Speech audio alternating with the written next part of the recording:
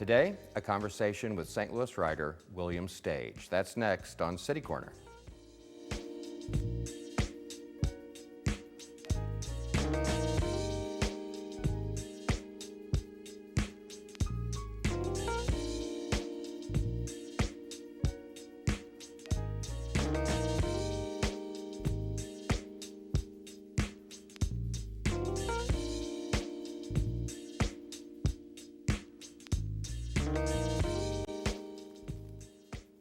I'm Steve Potter, and welcome to City Corner. William Stage has been a journalist and a writer for more than 30 years. He's out with a new book. It's called Creatures on Display, and he joins us today. William, welcome to the program. Thanks, Steve.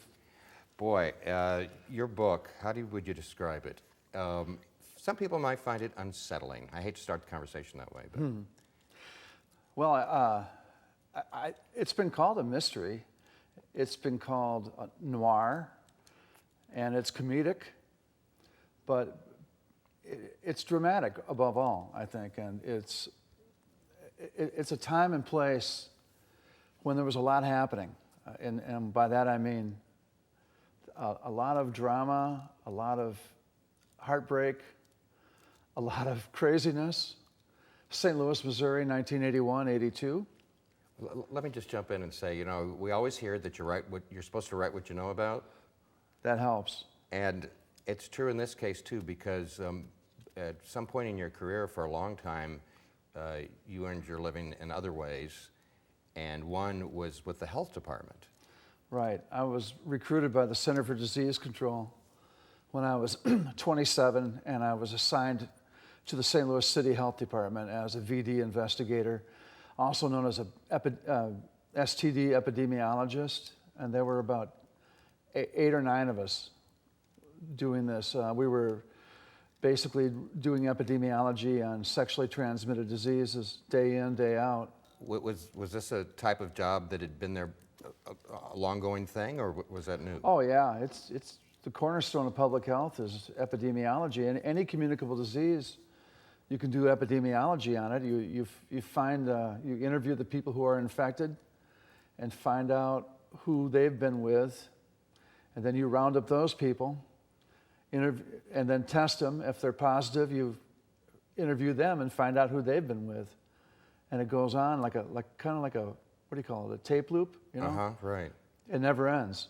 Yeah, of course, you were doing that in the early 1980s. Is it done the same way today, basically? I think it is, but I haven't been in touch with anybody from that field. But it would have to be done that way. You can't have it, you've got to have interpersonal contact with infected people. You've got to be able to talk to them.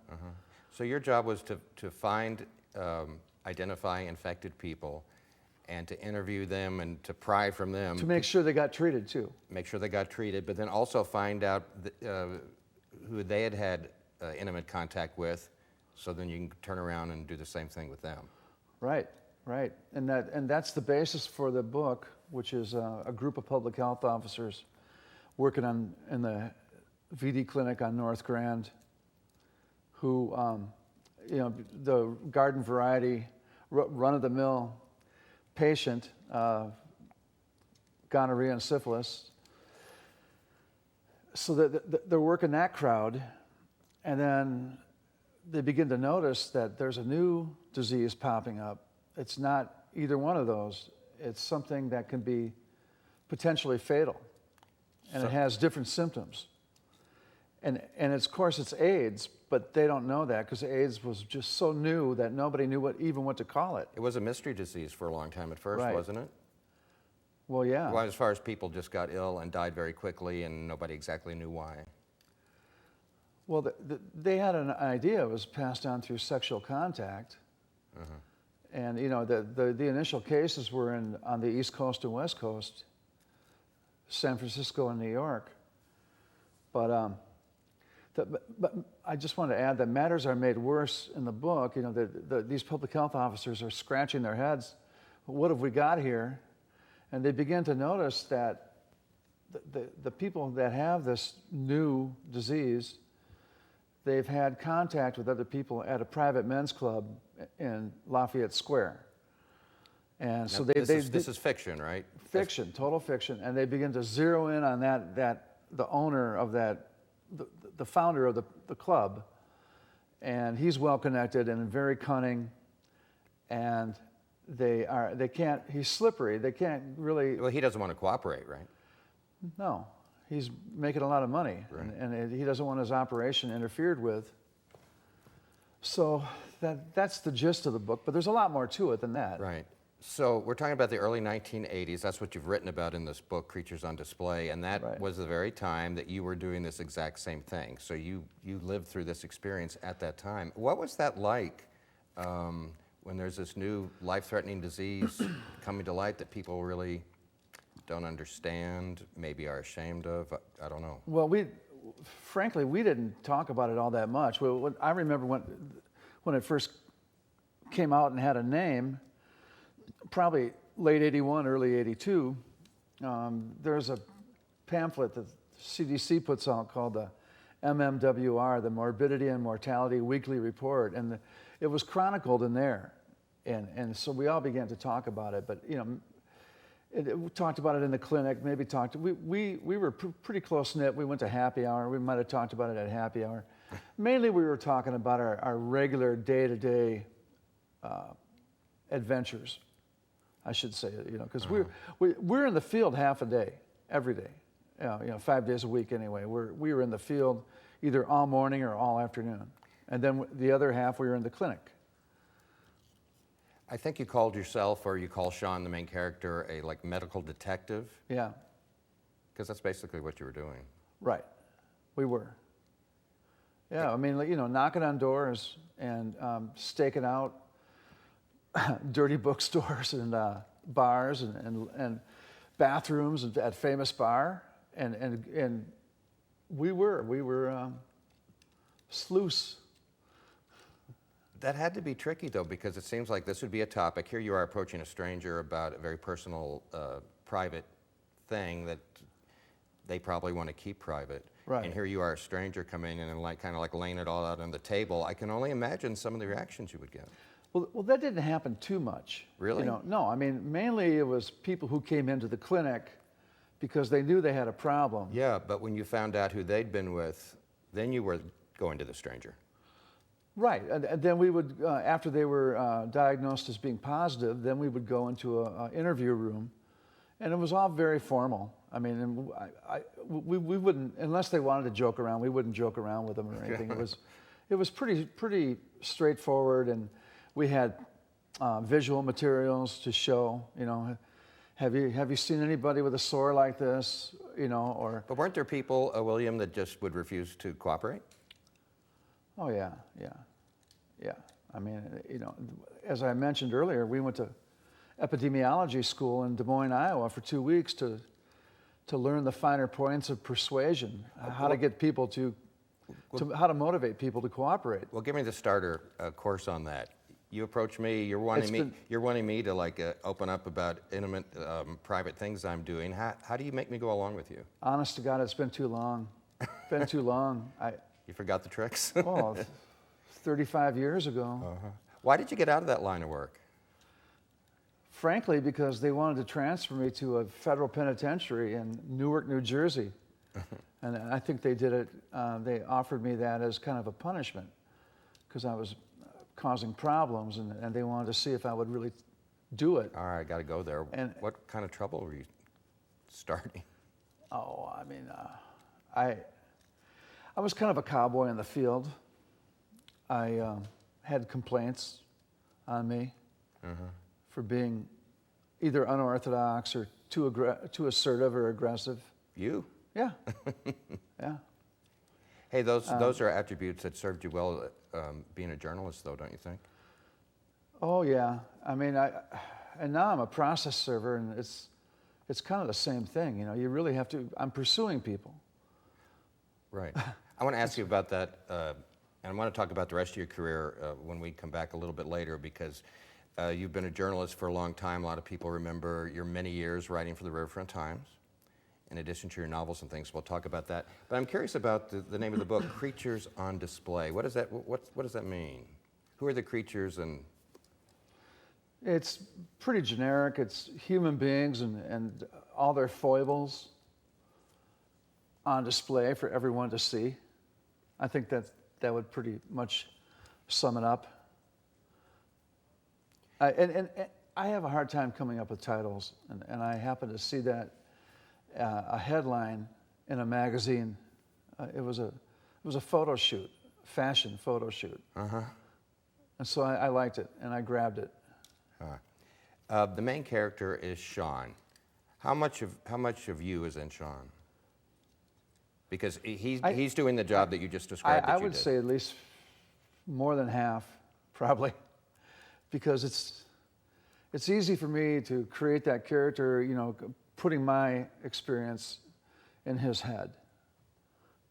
So, yeah. Who are some of the other key players in the book? Well, Sean has a very good friend named Terry Kincaid, who is a bail bondsman. And I did have a friend who was a bail bondsman, but it was not during that time period. So I have a pretty good idea of what they do. And I remember my friend Hazel, who, you know, I really did call her. And there's a scene in there where he calls his friend and she says, "Sit down." He says, "I am sitting down." She says, "No, not you, this guy. He got his handcuffs off, you know. Somehow he slipped out of his handcuffs." But yeah, his good friend Terry is a bail bondsman, and they team up against the private men's club owner, the entrepreneur Trey. They burgle his house to get his little black book, which turns out to be a large green ledger. But they're looking for the membership. They're officials and they're breaking the law. I know. They don't care. They're working toward a higher common good in their mind. Okay, with what this book, with what the topic deals with and all the rest of it, how do you find humor in any of this? Oh, there's a lot of humor in. I mean, I find humor in everything. Really, I do. I wake up in the middle of the night, I'll be laughing. You know, I mean, that job was so interesting, and it was funny. It was comical.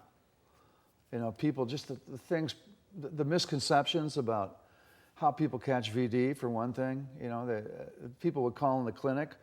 We were like, you know, kind of like a clearinghouse for all these weird questions. You know. And they would call up and they would ask, you know, besides getting it from a toilet seat, you know, I really can't go into it right now. Yeah, I can only imagine.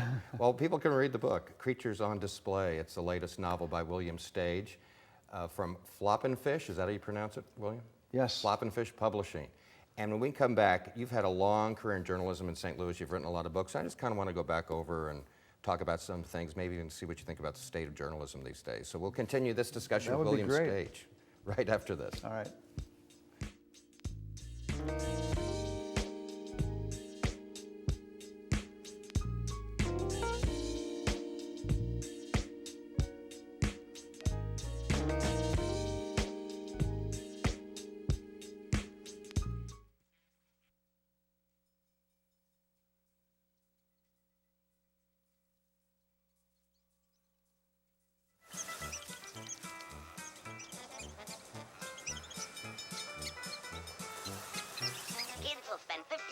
Watching online videos like this one. Brushing for 2 minutes now can save your child from severe tooth pain later. 2 minutes, twice a day. They have the time.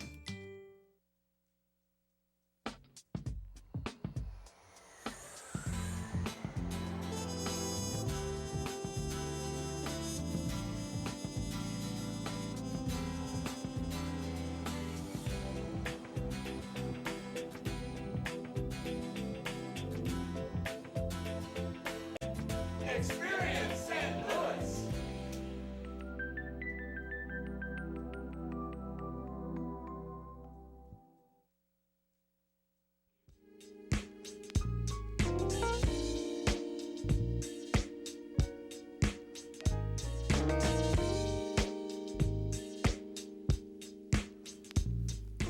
I'm Steve Potter. Welcome back to City Corner. And today we're talking to St. Louis author and journalist William Stage. His newest book, Creatures on Display, has just been out, although he's been around St. Louis for a long time now. I know you're not originally from here. Grand Rapids, Michigan. Is that where you grew up? Or? Yeah. I came here in 1978 So to you take were- that job at the health department. That's the part. So is that what you studied in college? No. I studied the general curriculum of natural science. Yeah. Well, and then how did you get into that? How'd you get that job? Well, with CDC, you just had to have a bachelor degree in any one of about 12 or 15 different fields to get in the opening, the bottom rung. But I'm assuming was your heart always in journalism and writing? Is that what you always wanted to do down deep, even when you were doing that? I've been an avid reader my whole life, and I was a kid. I'm an only child, and as a kid, I read novels, and then I had a work-study job in college, writing for the City of Grand Rapids newsletter, not newspaper, but like a pamphlet, kind of like a church bulletin.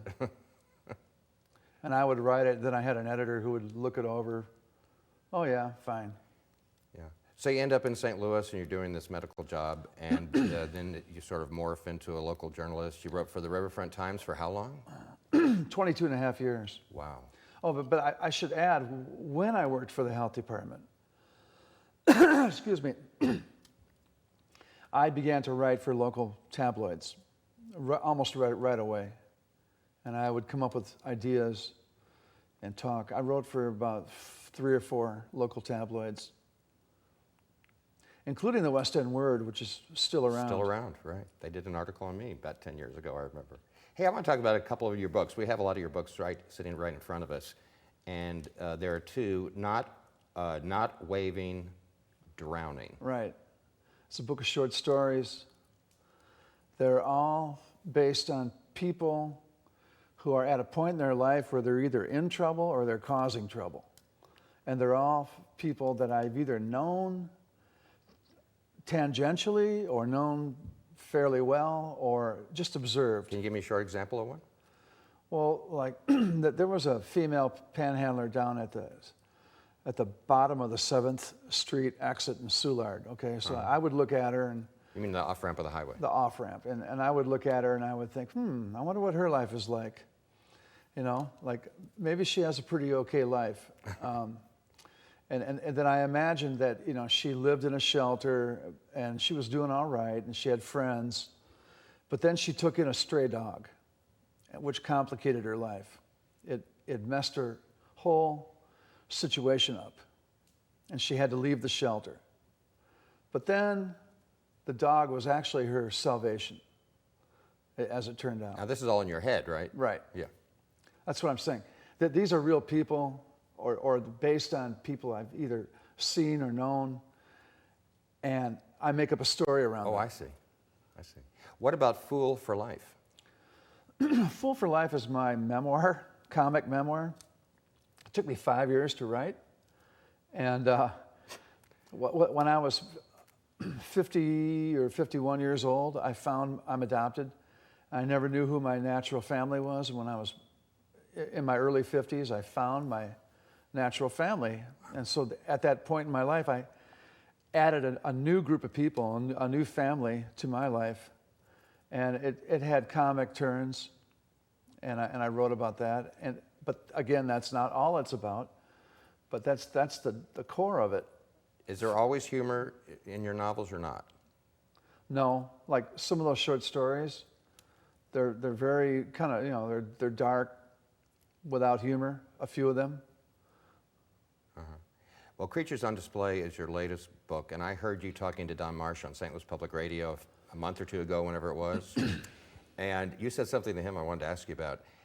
Somehow you got on the topic and you were talking about a time machine. If you had a time machine, that you would only go back in time and never forward. I thought that was really interesting. Oh yeah? I don't want to know what the future's like. Why? Because maybe there's somebody, maybe one of my kids is no longer alive or something like that. You know, I don't want to be, I don't want to confront the future. And I think part of it, though, was I've always been interested, I like the past. Yeah, that's what I was getting at. You said something about, like, sort of honoring the past. You mean your past or history in general, or? My past, for one, and I don't know. I mean, if I could live in any time period, it would probably be, you know, be born around 1860 in Europe. I think that would be pretty interesting. I'd like to live in France or Germany or England. You know, this was something you did quite a long time ago. I think you and I did a TV program 10 years ago on this, and it's the painted ads, the painted ad, and really what it is, it's sort of like postcards, really, of old ads that used to be painted on the sides of buildings. Right. Right. In St. Louis, primarily, right? No, Were they all over? Well, this one's St. Louis. This one here is just metro area. That one there is some of the best examples from all over North America. Because the size of building is those were the commercials of their day. Oh yeah, pre-billboard. Right. And super graphics, some of them, big. And the one you just picked up, Fading Ads of St. Louis, what's sort of interesting about it is all those ads that you photographed and documented, I don't know of any being saved, but they're all going to be gone eventually, right? Because they're just neglected, left on the side of ancient buildings. And some of them get touched up, like the Bull Durham sign here in Collinsville, that's been touched up. Some do get touched up. And in fact, small towns, if they have a Coca-Cola sign, you know, relieves fatigue, 5 cents. That would be, you know, that would be more than 100 years old. That's a kind of a tourist attraction, and they'll touch that up. You talked about right now, in addition to your writing, you have this job as a process server. How long have you been doing that? 18 years. Wow. And what's this little book? That's actually my best-selling book. What? Yeah. Wait a minute. You have a tiny book on the practical guide to process serving, and that's your best-selling book? I don't know who's buying it. I think people who either want to be a process server or who want to avoid the process server. But it's 128 pages, and it's the size of a postcard, and you could put it in your pocket. Can you make money doing that? Serving papers? Uh-huh. Yeah. Oh, yeah. That's got to be because... I think I might make more than a few of the lawyers that hire me. No, come on. I think I might. You know, but here's the great thing. I like the early morning, and a lot of mornings I am basically done by 10, and I've made a couple, you know, $200-300. So I like that. Can you get me on? You have to like to drive. You have to really enjoy driving a lot. Okay, the thing about process serving, I want you to tell me, I would be worried about the people I'm serving. It seems like, I mean, they're not all bad people, obviously. Some of them might be, though. I would think some of them might be angry at you, might be hostile. Who knows what's going on in their heads? I mean, isn't it dangerous? I've had to call 911 3 times in 18 years. That's not bad. And I don't worry about it. I mean, if I'm in a bad neighborhood, quote unquote, I'll look around maybe a little bit more than I would ordinarily, but I'm not worried about it. You know, I'm worried about other drivers sometimes. Like, you know, I'm coming up over a blind crest, and here comes a car right at me. And the guy's driving down the wrong way, driving on the wrong side of the road. So that kind of thing worries me more than people, I think. And I don't carry a gun. We're allowed to carry a gun. I do not. I say in my book, I think cell phone and pepper spray are better than a gun. Okay, just finish this sentence for me, though. I love being a process server because? Make my own hours. Enjoy the variety of experiences I encounter in the field. I mean, I might be in a penthouse in the Chase 1 hour, and then the next hour I'm in some really decrepit neighborhood. You know? Where were you just a week or so ago in Chester, Illinois? I was serving a man who was an inmate at the Chester Mental Health Center, which is a medical facility for the criminally insane. How'd that go? I had to have a sheriff deputy go with me. Wow. It went fine. It went fine. But the weird thing was we had to walk down a really long hall. I mean, 3-4 minutes. Really long hall. Huh. I want to switch the topic. And they lock that door behind you, you know. Oh, that's got to be scary. And you're locked in there with the inmates. You heard the big clunk Yeah. as they turn the middle thing, right? We have an image I want to show. This was you at a book signing. I'm not sure if it was for your new book or for a past book. Tell me about that. The new book. There it is. Yeah, Creatures on Display. Well, that was one of my favorite book signings because it was at Prairie Archives bookstore in Springfield, Illinois.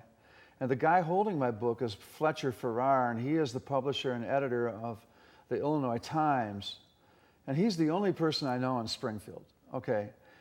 But a lot of people, I got a good review right before the book signing. I went up by myself. I spent the night before, and went to one of my favorite bars and had a really good time. The next morning, a bunch of people turned out. And the reason it was really one of my favorite book signings is because I didn't know any of those people. It's better for me if I can sell a book to somebody I don't know, Right. who I know is not buying it because they might like me. Right. We've just got a couple of seconds left, but you know, I've just started writing myself for almost a year now. I've been writing a newspaper column for the Alton Telegraph, so it's all new to me. What advice would you give somebody like me starting out? And what are your thoughts, and we just have like a minute, but on journalism today? Well, because of the internet, the advertising revenues are down of the newspapers, and therefore they don't have any kind of budget for freelancers. That's been in the last 5 years or so. But the advice I would give is think up 2 or 3 good ideas, and then approach and then flesh it out. You know, like 2 or 3 paragraphs about how you want to write about it and what you want to cover, and then approach an editor and say, hey, look, I've got these great ideas. What do you think? Well, now after Creatures on Display, do you have an idea for your next project? It'll probably be another book of short stories, like Not Waving Drowning. Mm-hmm. I've already got 3 or 4 ideas. It won't be a novel because it's, you know, well, that took me 2 years. So, I mean, like, when I write a book, it's every morning. Well, this is the first book I wrote where I did not have to write a newspaper column. Creatures on Display. Right. Yeah. Oh, so you could devote all your time to that. Yeah, I wrote it every morning. I only write in the morning. Mm-hmm. Why is that? I like to write. I'm just geared up that way, you know. That's just when you feel it? I get up around 3:30 every day, and then I work at the computer till about 6. Well, William, I'm afraid that we are out of time, but we're going to have some contact information, your website and stuff come up. Okay, great. Well, it's been enjoyable. It's been fun talking to you again. Thanks so much. Thank you. And there you are. Creatures on Display by our guest today, William Stage. I'm Steve Potter. That's all the time we have for this edition of City Corner. Thanks for watching. I hope you join us next time. Bye.